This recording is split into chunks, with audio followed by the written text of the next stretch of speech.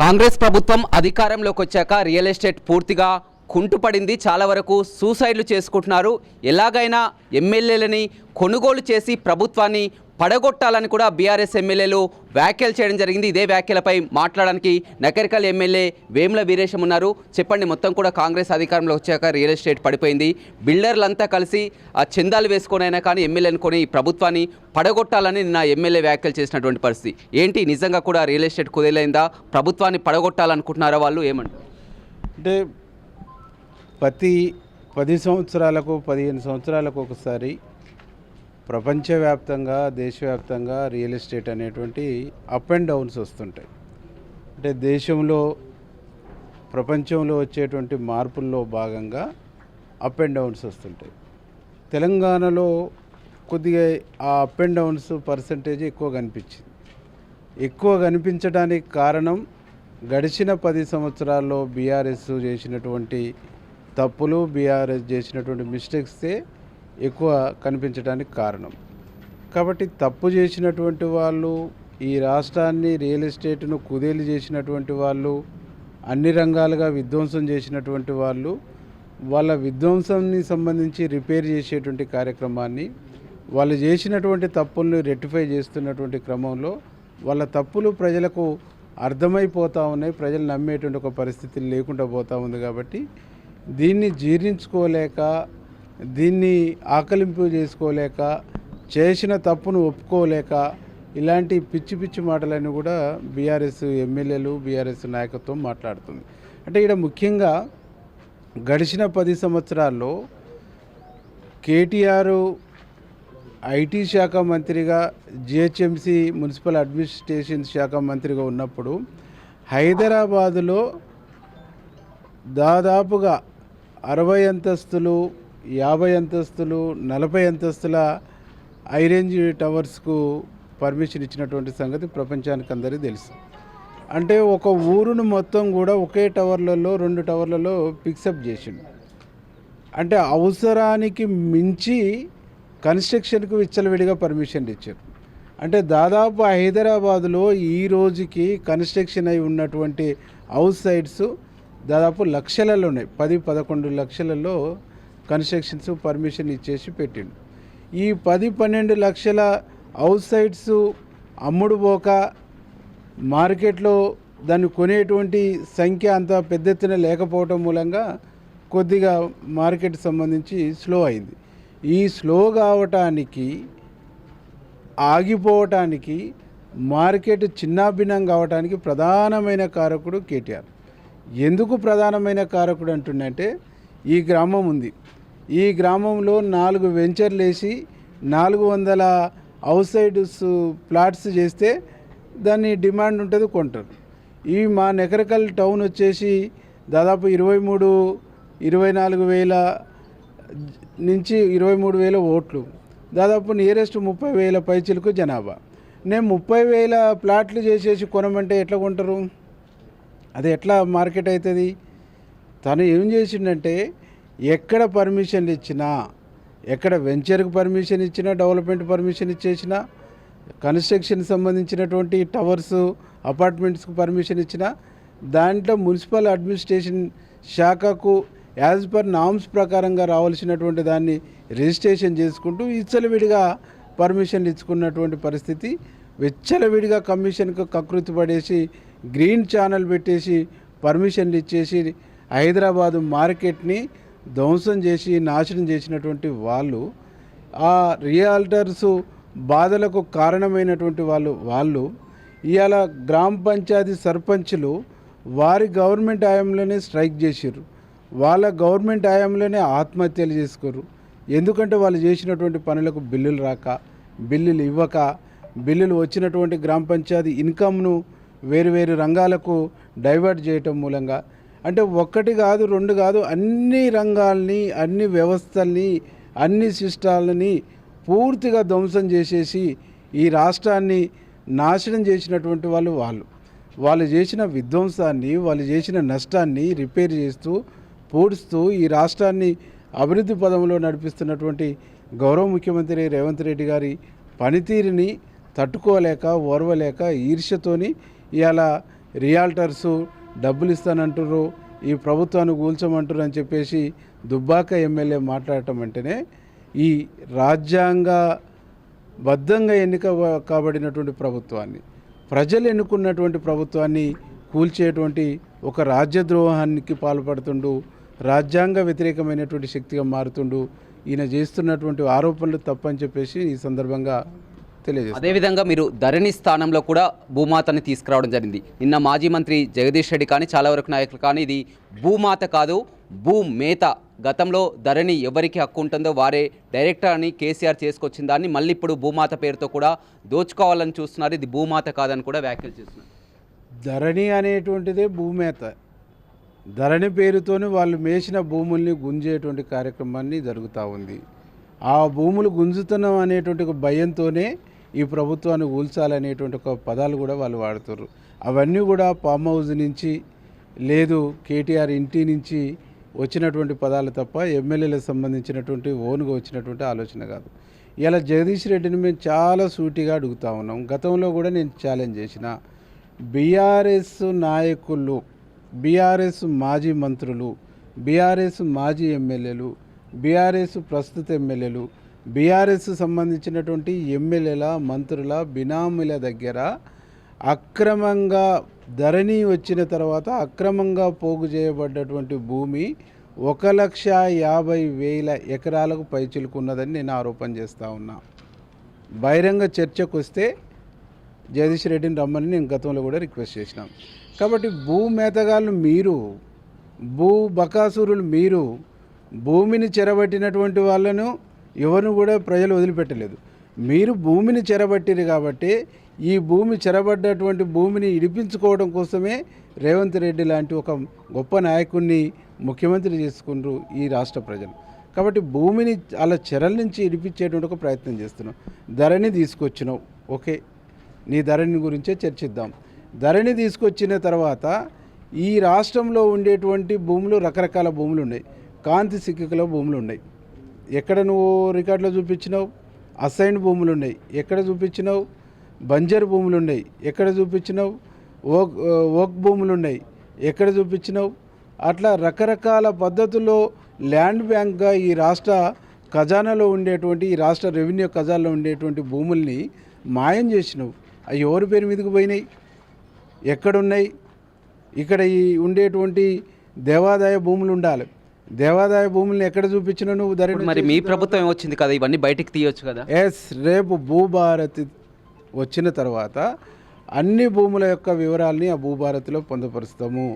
ఆ భూమిని ఎవరు అనుభవిస్తున్నారు, ఎవరు ఆధీనంలో ఉంది, అనుభవదారు, కబ్జాదారు కాలము, కాస్తుదారు కాలము, అది వచ్చినటువంటి తీరు, అనువంశికమైతే అనువంశికం, లేదు ఖరీదైతే ఖరీదు, వారసత్వం అయితే వారసత్వం, ఇవన్నీ కాలమ్స్ను రీఓపెన్ చేసేసి రైతాంగానికి, ప్రజలకు ఆ భూముల మీద పూర్తిగా ఆజమాయిషి ఇచ్చేటువంటి ఒక ప్రయత్నాన్ని ఈ భూభారతి చేయబోతాం. ఆ ఆజమాయిషి వస్తే ఇలా బండారం పట్టబయలేదు. గతంలో కమ్యూనిస్టులు మొదట తెలంగాణ సాయుధ పోరాటం నుంచి భూముల పంపిణీ జరిగింది. కమ్యూనిస్టులు పంచిర్రు, ఆ తర్వాత నక్సలైట్లు పంచిర్రు. ఈ భూములన్నింటినీ కూడా అనుభవదారులు, కబ్జాదారు కాలంలో పేదవాళ్ళు ఉన్నారు. వాళ్ళందరినీ ఎగరగొట్టిన తర్వాత తిరిగి ఈ భూములన్నీ కూడా భూస్వాముల చేతుల్లోకి పోయినాయి. ఉదాహరణకు కేటీ రామారావు గారు ప్రాతినిధ్యం వహిస్తున్నటువంటి కరీంనగర్ జిల్లాలో గర్జనపల్లిలో, ఆ తర్వాత ఇల్లంతకుంటలో, ఇట్లా అనేక గ్రామాలలో 100 ఎకరాల భూముల్ని తిరిగి వాళ్ళ స్వాధీనంలోకి వెళ్ళిపోయినటువంటి పరిస్థితి. అవి దొరలు ఇవాళ మళ్ళీ అమ్ముకొని బయటపడ్డటువంటి ఒక పరిస్థితి. ఈ ధరణి అనేటువంటిది దొరల భూముల్ని పరిరక్షించుకోవటం కోసం, కాపాడుకోవటం కోసం, వాళ్ళు కోల్పోయినటువంటి హక్కుల్ని తిరిగి పొందడం కోసం తెచ్చుకున్నటువంటిదే తప్ప ఈ ధరణి అనేటువంటిది పేదల పాలిట శాపంగా మారింది. అందుకే ఆనాడు మా ముఖ్యమంత్రి గారు అన్నాడు, ఇక్కడ కాంగ్రెస్ ప్రభుత్వం ఇందిరమ్మ రాజ్యం వచ్చితే ధరణిని బంగాళాఖాతంలో కలుపుతాం అని చెప్పిండు. ఇలా బంగాళాఖాతంలో వేసి భూభారతిని తీసుకొచ్చినాం. భూభారత్ అనేటువంటిది పూర్తిగా ఇది చట్టబద్ధతతో కూడుకున్నటువంటి, ప్రజలు ఎన్నుకున్నటువంటి ప్రభుత్వ ఆధీనంలో నిర్వహించబడుతుంది. గతంలో తీసుకొచ్చినటువంటి ధరణి వెబ్సైట్ వాళ్ళ కంట్రోల్లో ఉంది, ఒక ప్రైవేట్ ఏజెన్సీకి ఇచ్చారు. ఆ ప్రైవేట్ ఏజెన్సీ వాళ్ళు దీని ఆఫీసులు ఎక్కడ పెట్టిర్రు, బయట రాష్ట్రాలలో పెట్టిర్రు. బయట రాష్ట్రాలలో ఉన్నటువంటి ఈ ఆఫీసులు వాళ్ళు ఎవరిని డిలీట్ చేయాలన్నా, ఉదాహరణకు లింగాల వెంకన్న భూమి మీద అప్పుడున్నటువంటి బీఆర్ఎస్ నాయకుని యొక్క దృష్టి పడ్డదనుకో, ఆటోమేటిక్గా లింగాల వెంకన్న భూమి బ్లాక్ లిస్ట్లోకి వెళ్ళిపోద్ది. బ్లాక్ లిస్టులోకి పోయింది నా భూమి అని నేను లబోదిబోమని అంటే ఇది రాదు, ఇది రకరకాల కారణాలు చెప్పి అడ్డికి పావుస్తారుగా భూములు గుంజుకున్నటువంటి దాఖలాలు ఉన్నాయి.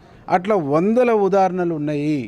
వందల మంది దగ్గర లక్షలాది ఎకరాల భూముల్ని కొల్లగొట్టిర్రు. దాదాపు నేను ఇంతకుముందు చెప్పినట్టుగానే దేవాదాయ భూములు ఎక్కడ పోయినాయి, అసెండ్ భూములు ఎక్కడ పోయినాయి, బంజరు భూములు ఎక్కడ పోయినాయి, పొరంబుక్కు భూములు ఎక్కడ పోయినాయి, సీలింగ్ భూములు ఎక్కడ పోయినాయి, చెరువు శిఖం భూములు ఎక్కడ పోయినాయి, కాంతి సిక్కుల భూములు ఎక్కడ పోయినాయి, ఇట్లా వక్ భూములు ఎక్కడ పోయినాయి. ఈ భూములన్నింటినీ కూడా మేసింది మేతకాళ్ళు, మోతకాళ్ళు బీఆర్ఎస్ నాయకులు మాత్రమే. అందుకే జగదీష్ రెడ్డి గారు ఆ మేతలో ఎంత మేరకు ఉన్నాడు అనేటువంటిది త్వరలో బయటపెడతాం. అదేవిధంగా త్వరలో ఏప్రిల్ 27న వారు సిల్వర్ జూబ్లీ వేడుకలు మొత్తం 20 సంవత్సరాలు పార్టీ పూర్తి చేసుకున్నాయి. మొత్తం కాంగ్రెస్ పార్టీ అధికారంలో వచ్చాక పూర్తిగా విస్మరించింది హామీలన్నీ కూడా మొత్తం నిరసన వ్యక్తం చేయడానికి కూడా లక్షలాదిగా కూడా తరలి వస్తున్నారని కూడా చెప్పారు. అంటే ఈరోజు వినేటోడు ఉంటే చెప్పేటోనికి లోకు అన్నట్టుగా ఇంకా వాళ్ళు చెప్తుంది ప్రజలు వింటుండ్రేమని వాళ్ళు భావిస్తూ ఉండరు, భ్రమపడతా ఉండరు. ఇలా లక్షలాది మందితో మీటింగులు పెట్టి ఆర్భాటం చేసి సెంటిమెంట్ని రెచ్చగొట్టి దాని నుంచి లబ్ధి పొందటం అనేది వాళ్ళకి వెన్నతో పెట్టినటువంటి విద్య. ఈరోజు మేము వాళ్ళని సూటిగా అడుగుతున్నాము, నువ్వు 10 సంవత్సరాలుగా పరిపాలించినావు. 2014 మేనిఫెస్టో, 2018 మేనిఫెస్టో ఏం అమలు చేసినావు? నువ్వు ఇందిరమ్మ ఇండ్లు ఇచ్చినవా? ఇంటికొక ఉద్యోగం ఇచ్చినవా? ఆ తర్వాత నిరుద్యోగ వృత్తి ఇచ్చినవా? రైతు బంధు ఇచ్చిండు, కళ్యాణ లక్ష్మి ఇచ్చిండు, ఆఫ్ చేసిండు. 3 ఎకరాల భూమి ఇచ్చినవా? ఏడాదికి సరిపోని పెట్టుబడి ఇచ్చి వ్యవసాయం చేపించి ఇచ్చేసినవా? అరెకరం ఉంటే ఎకరం కొని 2.5 ఎకరాలు కలిపి కొనిస్తున్నావు.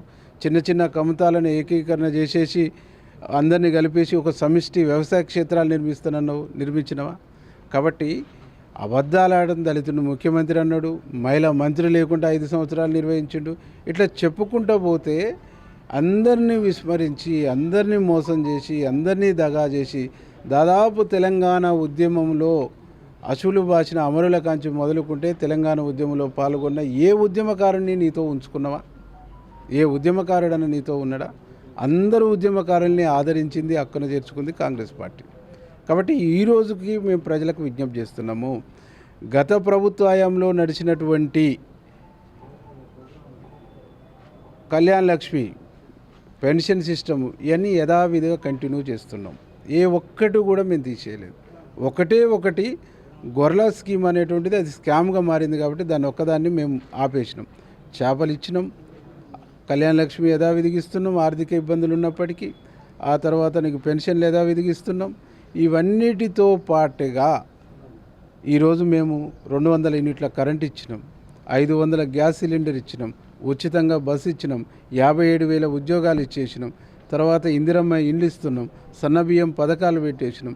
ఇట్లా అనేక పద్ధతుల్లో మేము 20,000 కోట్ల పైసలకు రుణాలు మాఫీ చేసినాం. అంటే ఇంత అద్భుతమైనటువంటి స్కీములు బీసీ కులగణన చేసినాం, ఎస్సీ కేటగరైజేషన్ చేసినాం.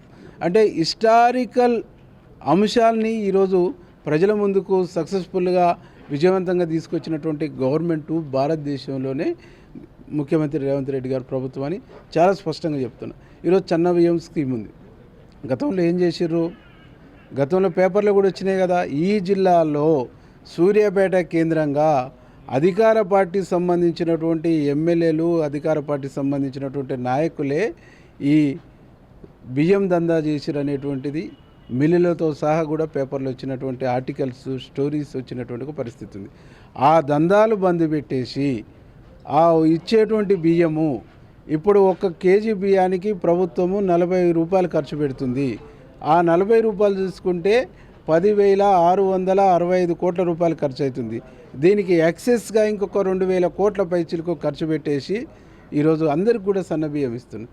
సన్నబియ్యం ఇస్తున్నాయి కాబట్టి వాళ్ళ దందా బంద్ అవుతుంది. అంటే బీఆర్ఎస్ దందాలని, బీఆర్ఎస్ లీడర్ల దందాలన్నీ కూడా బంద్ అవుతున్నాయి, దుకాణం బంద్ అవుతుంది. కాబట్టి మా ప్రభుత్వం పైన, మా స్కీమ్ల పైన, మా ప్రభుత్వం చేస్తున్నటువంటి సంక్షేమ పథకాలపైన అబద్ధాలు, అసత్యాలు, ఒక్క అబద్ధాన్ని 100 సార్లు పదే చెప్తే దాన్ని ప్రజలు నమ్మకపోతారా అని చెప్పేసి చెప్పుకుంటూ వస్తారు. కాబట్టి వాళ్ళని నమ్మే పరిస్థితి లేదు. వాళ్ళ సిల్వర్ జూబిలీ చేసుకున్నా, వాళ్ళది రిటైర్మెంట్ ఫంక్షన్ చేసుకుని మాకు అభ్యంతరం లేదు. చివరగా చెప్పండి, నిన్న సిఎల్పి భేటీలో హాట్గా చర్చ జరిగినట్టుంది. ఎమ్మెల్యేల పనితీరు పర్ఫార్మెన్స్ కొంతమందిది కూడా బాలేదు, అంతా కూడా గ్రామాన కూడా తిరగమని కూడా రేవంత్ రెడ్డి చెప్పినటువంటి పరిస్థితి. ఎమ్మెల్యేల పనితీరు బాగలేదనేటువంటిది ఎక్కడ చర్చ లేదు. ఏ రాజకీయ పార్టీ అయినా, అధికార పక్షమైనా ప్రతిపక్షమైనా వాళ్ళ శాసనసభ పక్షం మీటింగ్ అయ్యి, ప్రతిపక్షం వాళ్ళైతే ప్రభుత్వానికి సంబంధించినటువంటి స్కీముల మీద ఎట్లాంటి ఉద్యమాలు చేయాలనేటువంటి చర్చ చేసుకుంటారు.